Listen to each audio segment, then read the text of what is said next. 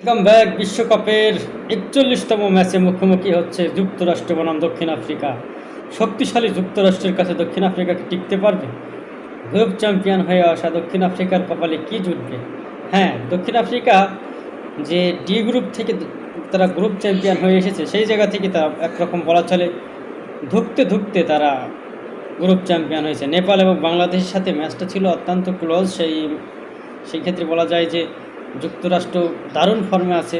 আজকে যুক্তরাষ্ট্র জয়লাভ করতে পারে দক্ষিণ আফ্রিকার বিরুদ্ধে, তবে সেটা কাকতালীয় কিছু হবে না, কারণ যুক্তরাষ্ট্রের দারুণ ফর্ম রয়েছে ব্যাটিং বোলিং দুই সাইড থেকেই।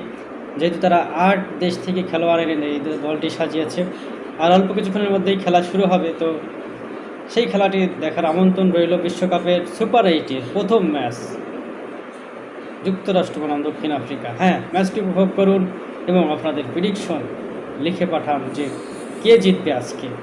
ধন্যবাদ সবাইকে।